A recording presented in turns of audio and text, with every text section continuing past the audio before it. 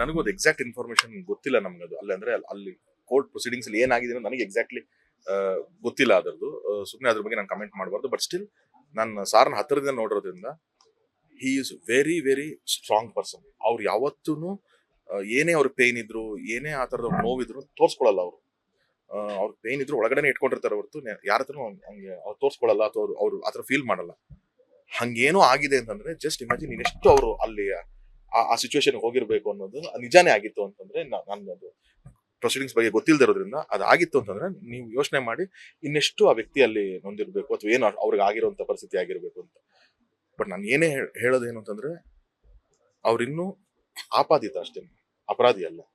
So ಹಾಗಾಗಿ ಅಲ್ಲಿ ಏನ್ ಫೆಸಿಲಿಟೀಸ್ ಇರುತ್ತೆ ಒಂದು ಬೇಸಿಗೆ ಇವತ್ತೆಲ್ಲಾನು. ನಾನು ಚೌಕ ಅನ್ನೋ ಸಿನಿಮಾದಲ್ಲಿ ಸೆಕೆಂಡ್ ಹಾಫ್ ಪೂರ್ತಿ ನಾನು ಜೈಲಲ್ಲಿ ಶೂಟಿಂಗ್ ಮಾಡಿದ್ದೀನಿ. ನಾನು ನೋಡಿದ್ದೀನಿ ಅಲ್ಲಿ ಹೆಂಗಿರುತ್ತೆ ಏನು ಅಂತ. ಅಲ್ಲಿ ಎಲ್ಲಾ ಇರುವಂತ ಎಲ್ಲಾ ಪ್ರಿಸನರ್ಸ್ ಆಗಿರ್ಲಿ ಏನಿರುತ್ತೆ ಅವ್ರಿಗೆ ಆದಂತ ಫೆಸಿಲಿಟೀಸ್ ಕೊಡ್ಲೇಬೇಕು ಅಂತ ಅಲ್ಲಿ ಹ್ಯೂಮನ್ ರೈಟ್ಸ್ ಇಂದ ಇದೆ, ಪ್ರತಿಯೊಂದ್ ಕಡೆಯಿಂದಾನು ಇದಿದೆ.